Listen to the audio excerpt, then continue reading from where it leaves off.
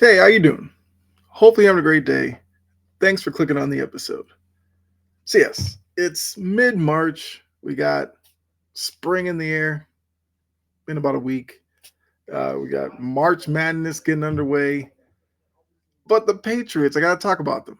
Got to talk about their offseason, talk about their free agency.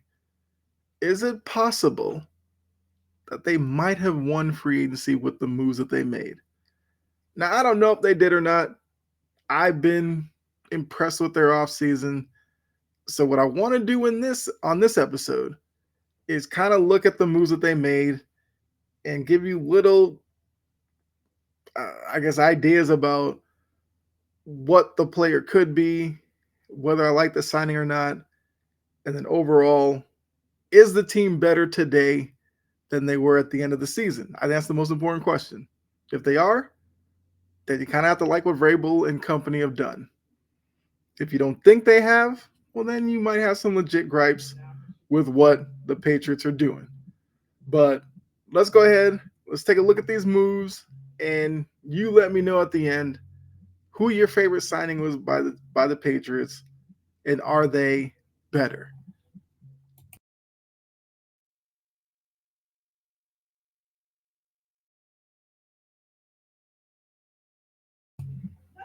Okay, so I'm back, and I think we're gonna start with probably the biggest signing, Milton Williams. They went out, they signed him, big deal, 4 years, 104 million. I know to some people it was an overpay, but look, you're a four-win team. You're gonna have to overpay for some guys to get them in the building. Now, Milton Williams, I think this 4 year deal is more about what he can be based off of that Super Bowl performance where he was dominant on the defensive line, along with Jalen Carter, who did free up Milton Williams to kind of take on blockers one on one, win at the point of attack, and he got after Patrick Mahomes. We've heard since Terrell Williams and Vrabel have gotten to New England that they want to be aggressive defensively. Terrell Williams, who's a former defensive line coach, wants his defensive linemen to attack. So I think this signing fits that. As long as he kind of continues on the projections that a contract like this would allow you to kind of fantasize about how he could look. And obviously, he's not going to play alongside Jalen Carter in New England, but Christian Barmore is not a bad lineman. Obviously, he has to come back from the blood clots and be healthy. But you have Keon White, who's a physical specimen, who was obviously not happy with kind of the role he was in last season. I feel like with Williams and Vrabel, I think Keon White could be due for a bounce back season. And if you're talking about those three on your line, you might be onto something. You might be. Now, Milton Williams is not seen as a great run defender, but look, maybe with an increased role, increased snap count, because he played about 45% of the snaps in Philly, maybe he can develop into a better one under Terrell Williams' tutelage, right? So I like the signing. And look, maybe I'm prisoner of the moment because of what I saw in the Super Bowl, but I'm glad they kind of targeted this guy, and went out and got him. He was announced to be signing with the Panthers, and then the Patriots turned around, up their offer, and got him. Something we didn't see a lot under Belichick. So I like the move. We'll obviously see if it pans out on the field, but you have to be enthused by him coming over to New England. Next up, they went out to get Carlton Davis on a 3 year deal, 60 million. He will occupy the other side of the field from Christian Gonzalez. He's another guy who can play one on one out on an island and win a lot of the time. I believe against him, the quarterbacks had a 55% completion percentage. They had a rating of about 77 when they threw in his direction. He gave up 2 touchdowns last season. His season was cut short by a jaw injury from him being aggressive, going up and tackling. So I like to see that. I believe he's 28, 29 years old. So I think he's going to be a great compliment for Gonzalez on the other side of the field. And if those two can take away those areas of the field on defense, if you can get an increased pressure up front with Williams, White, and hopefully Barmore coming back, defensively, this team might be a problem next year. We know Vrabel's a defensive-minded coach. We know Terrell Williams wants his defense to attack. I'm liking the direction where this defense could go next season. And Carlton Davis fits in with the philosophy, at least to me. Next up, they stuck on defense, and they went with Harold Landry. And Harold Landry's a guy that people in Boston should know. He went to school BC, so he's a local guy. I don't actually know if he's from Boston, but he played at BC. He's a local guy. The thing with Landry is Vrabel has a connection with him in Tennessee. This was clearly a signing to establish Vrabel's culture in the locker room. And for Harold Landry, he had like 9 sacks last year, 75 tackles, 18 pressures, which was a down year for him because 2022 he made the Pro Bowl.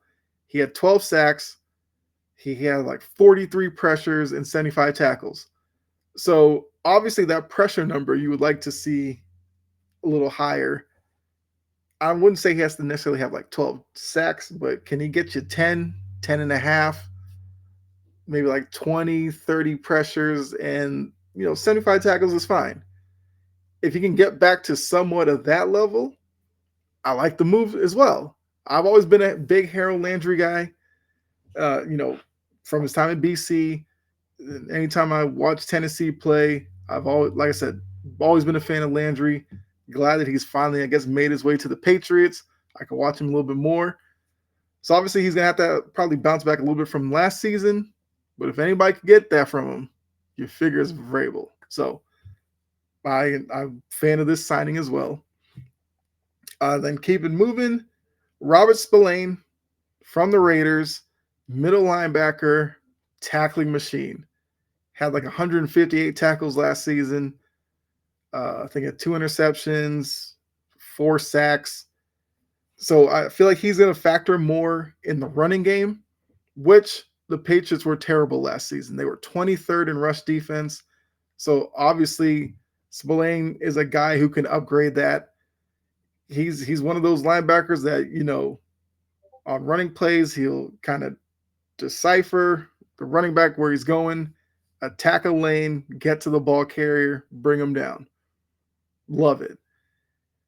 I think this signing has some Patriots fans wondering about Juwan Bentley's future in New England. I'm not saying that this is like a Juwan Bentley replacement. I mean, I don't know how Vrabel or Williams view Juwan Bentley, but let's say they're in a 4 linebacker set and you have Spillane and Bentley in the middle. Probably on like a first, second down type thing where the run is a factor, or 3rd and short, which last season 3rd and short was basically a gimme for opposing offenses. So I like the Spillane signing. I think Spillane could be an underrated signing when we go into next season and kind of see the tackles and everything like that. I believe he's a guy who's kind of durable. So I like this signing as well. Didn't know a lot about him out with Vegas, but I saw a couple of videos and some games, and the guy flies around the ball. Love that. So I'm a fan of the Spillane signing as well. Then they went and got Morgan Moses. Needed a tackle, got a tackle. He's not a left tackle. He's probably going to play right tackle, but that's fine. Fine. If he comes in, plays right tackle, I guess when you kicks in to right guard, your right side of your line has improved off of last season. I think the biggest thing with Morgan Moses, if you saw his introductory press conference, This guy is a leader from day one. Love that.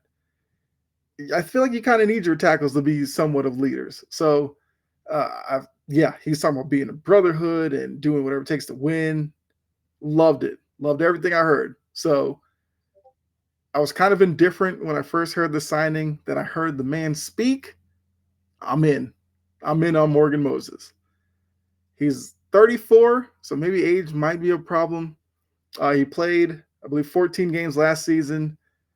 He look when it comes to linemen, the only thing you really care about is like penalties. He had like 4 penalties last season in 14 games. Um, but yeah, so they got a tackle.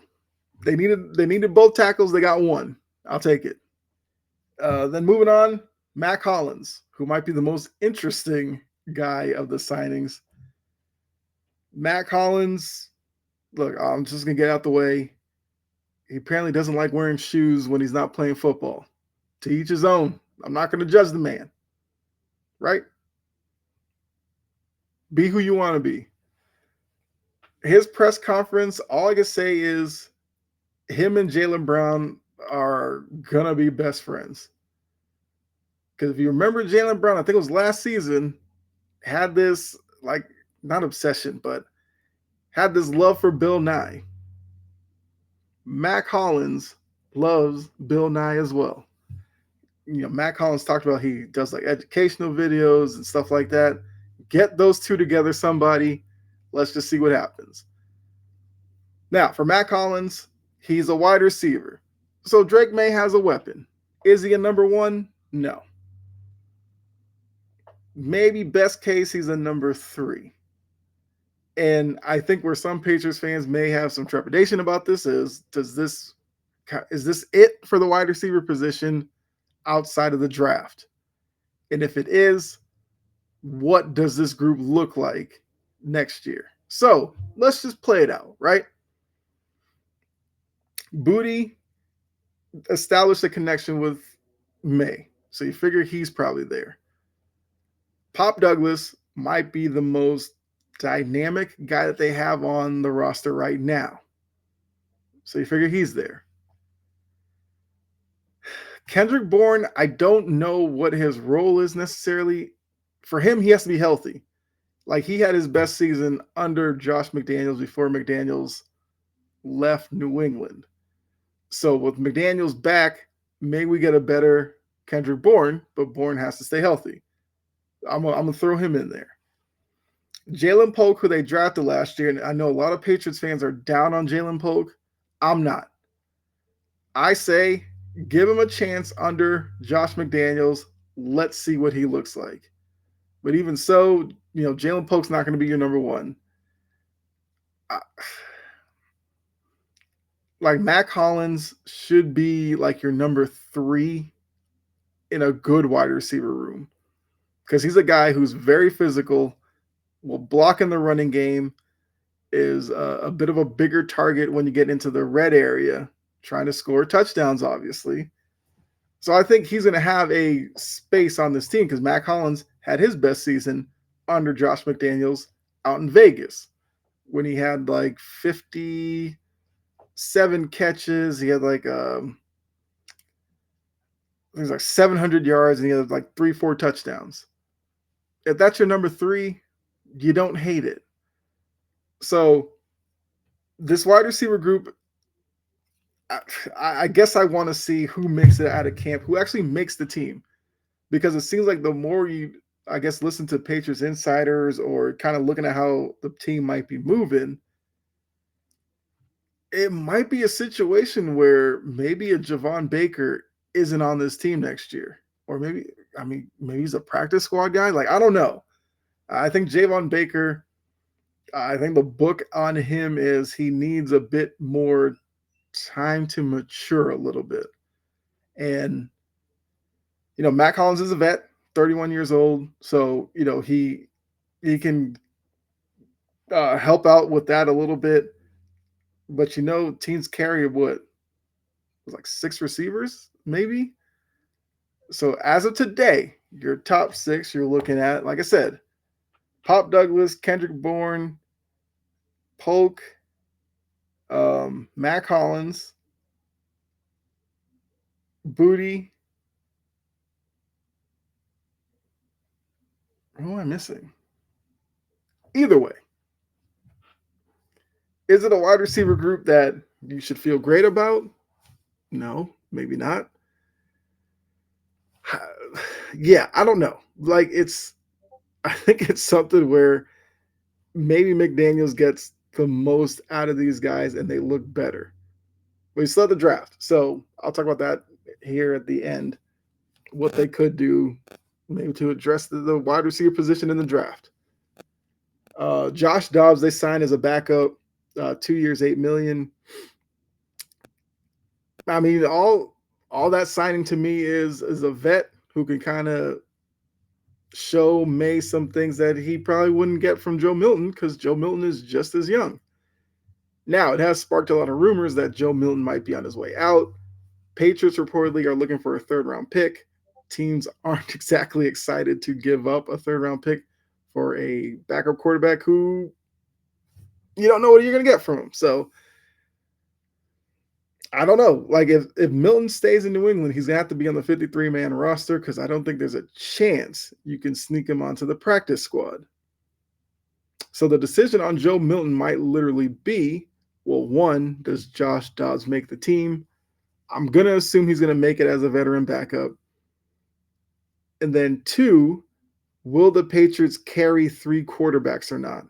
If they don't, then they might as well trade Milton because, like I said, they try to put him on the practice squad, he'll be claimed, and then you get nothing for him. Maybe you get a compensatory pick. I'm not sure about the inner workings of that, but I think that's going to be a storyline that's going to be interesting to see over the course of the summer. But Josh Dobbs, as a veteran backup, I don't hate that at all. Josh Dobbs was he like a rocket scientist or something? Very smart guy. Has won games in this league. He's a backup that if you had to turn to for a game or two, you feel like you still have a chance to possibly win. And out of your backup, I'll take that. Then kind of the rest of the signs were, you sign like Wes Schweitzer, who's a probably depth interior lineman. Uh, Kalavin Chasen. Believe that's how you say it. If not, my bad. He's a guy that I think is interesting. So for him, the signing to me seems like they're going to try to capture what he was at LSU. It's not that long ago. I think he's been in the league like 4 years. But at LSU, SEC, we're talking big boy football. He was number 2 in the conference in tackles for loss, and he was number 6 in sacks. So he has an ability to rush the passer. It just has not been displayed in the NFL yet. That could be situation he was in, whatever. But he's a guy who measures out really well as an edge rusher. He has like long arms, which I'm like, if you're thinking like Chandler Jones types, so I'm intrigued to see what he could possibly be in this new defense. I'm going to say he's probably going to be a situational pass rusher, third down situation, obvious passing downs. You might see him come out on the field and just pin his ears back and rush the passer. Like that's what it seems like he's going to be. I don't hate that. Like most good teams have a guy who does that anyway. So, why not try him out there? They got Kairos Tonga. Once again, I might have butchered the first name. My bad. He looks like a depth kind of interior defensive lineman. Not really much to say there. Like you need depth. So yeah. Jalen Hawkins is coming back. He's more of like a special team guy. He's a safety. If you lose a couple of guys, can you throw him out there? Yeah, he has experience, but he'll probably mostly factor special teams like he did this past season. You have, who am I missing? Garrett Bradbury. So Bradbury was brought in literally not that long ago. With the David Andrews moving on from with the team cutting him, center was a need. Now, There was some talk about moving Cole Strange to center. You remember Cole Strange, the left guard out of Chattanooga that Belichick took in the first round, that was mocked by a lot of teams. Hasn't been able to stay on the field, but I think with his athleticism and his kind of body type, I think he played center a little bit at Chattanooga, so he has some experience there. And even if Andrews wasn't cut, I think a lot of people saw over the past couple of years like he was definitely slowing down a lot, and he was probably on his way out anyway. And the thought was maybe you shift Cole Strange there and hope it works. Now you get Bradbury, who is a center, has been a center for 6 seasons over in Minnesota. He was a converted tight end, NC State, so he has some athleticism as well to himself. But the Vikings did get Ryan Kelly from the Colts, so it made Bradbury expendable. And yes, was the Vikings offensive line great these past couple of years? No. And I think for a lot of Patriots fans, because of that, they're not exactly looking at this signing as something to really care about. I will say this, because he may not have been or may not have graded out well, or you may not think he's a good player because of Minnesota, maybe in a Patriot scheme, he may look better. You know, the Patriots have Doug Marrone, who's known for being an offensive line guy. Let's see what he could do with Bradbury. But at least with Bradbury, he is an NFL center. Cole Strange, you would have just been hoping he could play the position. So he's a center. Like, it fills a need. They brought him in 2 years, $12 million. So yeah, I can't say I like or hate the move because I want to see what he looks like on the Patriots line. So now with these signings, I believe that's everybody. I think I got them all. Oh wait, I missed one. Marcus Epps. I did not talk about him. He's a guy who is a safety coming off of a knee injury, I believe. But if he's healthy, he might be a guy who gives you maybe an element that Peppers and Duggar might not be able to. I do think safety is a bit of a need as well. I believe Epps is a little bigger than those two, and obviously we'll have to see if he's healthy or not. So I don't want to necessarily go too much into it, but he's a guy. A few years ago, had a couple interceptions, had like 90 tackles or something. So you know he can move a little bit.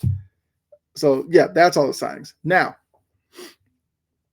do these signings mean anything in terms of the draft at number 4? I don't think so. I feel like the same guys we've been talking about or been hearing about at play at number 4 are still at play. I've been seeing a lot of mock drafts lately that have Travis Hunter going to the Patriots at 4. If that happens, not going to lie, I'm down for it. He had like 95 catches last season and played cornerback every game. And I know the story is he went to Jackson State because Dion gave him the opportunity to play both ways. I don't know what his mentality is at the next level. Like, if he wants to play both sides of the NFL every play, that probably does not happen because it doesn't happen in the NFL.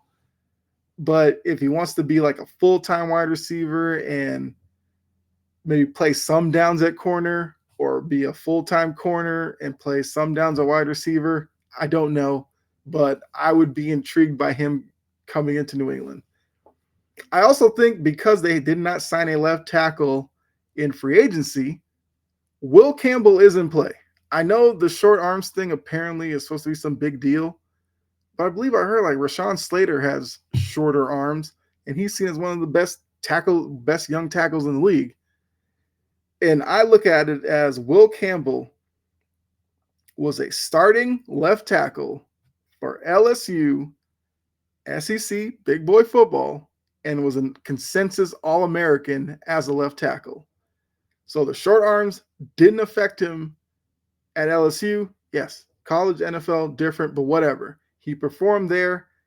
I wouldn't have a doubt that if push came to shove and they drafted Will Campbell, whether it was at 4 or maybe trading back a little bit to like 7 to 10 area and taking him, that he couldn't play left tackle.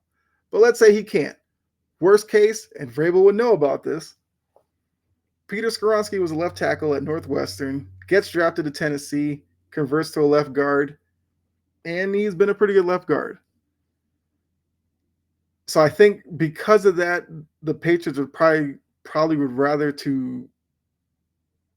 would probably rather move back a little bit and get Will Campbell. Now it's obviously a dangerous game doing the trade back and hope to get somebody you're interested in, because you got to make sure you don't trade back far enough. You got to make sure, the rest of the draft kind of falls in line that he's still there for you. But maybe they just take him at 4 and move on. But I do know this. If Hunter and Will Campbell are on the board and they take Will Campbell, Patriots fans are probably going to lose their mind. So I do think if Hunter's there, the Patriots will take him. There's a reason why they have him valued out as the number 1 wide receiver and the number 1 corner in the draft. Now, corner isn't that big of a need anymore with Carlton Davis, but maybe that means he would be a full-time wide receiver and you could spotlight him in corner in, I don't know, maybe like nickel or dime situations. I don't know, but I would be intrigued if they got Travis Hunter. But I do think with this offseason, maybe we're seeing a bit of shift in philosophy between Belichick's era and now the new Vrabel era. We saw them be aggressive in the draft. I mean, free agency, keep saying draft. In free agency, because they got Milton Williams, they wanted Milton Williams. Now they wanted Chris Godwin, offered more than Tampa Bay did, but like free agency, the player decided to go somewhere else. I can't fault New England for not getting him. I know a lot of Patriots fans are upset they weren't in play for some of these other wide receivers, whether it was Devontae Adams, DeAndre Hopkins, DK Metcalf, Deebo Samuel, Cooper Kupp. They weren't in on any of those guys. And look, maybe the Patriots viewed them as they're not close enough to where if they bring in one of those guys, they're going to win right away. And maybe they valued it that it wouldn't make much sense to bring them in. I don't know. I don't work in the building. I don't know what conversations were had. But it seems like they're going to take a couple of stabs at the position in the draft, which I know Patriots fans aren't necessarily excited to hear. But we also can't attach Belichick's shortcomings to Vrabel, because we don't know. Maybe they evaluate the position a little bit differently now. Because supposedly Wolf came in last season and changed the way that they evaluate prospects. And once again, Patriots fans will look at Wolf and say, you drafted Polk when you could have had McConkey and whoever. I remember all these NFL analysts and experts saying, and college football guys, Polk was a day 1 plug-and-play type of wide receiver. I can't be mad if they drafted him and the offense was in such a disarray that he looked as bad as he did. I don't think that speaks to Wolf not being able to, evaluate wide receivers. It spoke to how bad the offense was. So the thought process is maybe Polk in a second year with a new guy in Josh McDaniels, who's highly regarded as a pretty good offensive mind, Jalen Polk might look better. So I'm not giving up on Jalen Polk. I know a lot of people have. And that also makes me believe that if they were to draft a wide receiver, whether it is Hunter at 4 or, maybe they draft Hunter and then double dip at, I don't know, maybe in the second round or something like that, or third round, that they wouldn't get a guy who couldn't play. So I for one, like the offseason because I could look at it and say they're a better team now than the team that finished up against Buffalo. Would I have liked a bit of balance with the signings and get some more on offense? Sure. But They got a center, needed one. They got a right tackle, needed one. I mean, they got a professional wide receiver in Matt Collins, needed one. So now you need a left tackle and you need another wide receiver. Unless Javon Baker flashes and, turns into the guy that I think he could be, then I feel like this team is in a better position. Now, I'm not going to attach any wins or anything like that. If you've seen me on sideline to sideline over on wire to wire, I predicted the Patriots to be a playoff team next year. About 75% of that was homerism. But I mean, looking at their schedule, is it possible? Yes. Colin Cowherd thinks the Patriots are going to make the playoffs. I don't know how much you value Colin Cowherd, but I think it's possible. But I think realistically, this team probably jumps from 4 wins to maybe 7 to 8. Which, if they do that, I think you have to look at it as a success. So, would love to hear from you. Like, let me know who you have as the best signing from the Patriots, and if you want to give me maybe your signing you're not as high on, sure, let me know down in the comment section. Appreciate you for tuning in. Make sure to give me a like. Also, follow or subscribe based on the platform that you do check me out on. If you do audio, you'll be able to find this over on Spotify, Apple, I think Google Podcasts. You'll find it out there on the popular ones. So thanks again. Appreciate all of you. I will look. It's been I think a couple weeks since I did one of these videos. Have been doing a lot of like gaming streams in between, so go check out those. But yeah, did this Patriots one. Obviously got Red Sox one working on for this week as well. So make sure you hit the notification bell if you do subscribe to YouTube. That way you're notified when I do drop a new episode. Greatly appreciate that as well. So thanks again. Be safe. Enjoy the rest of your day.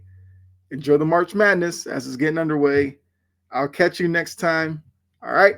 I'm out of here. Bye.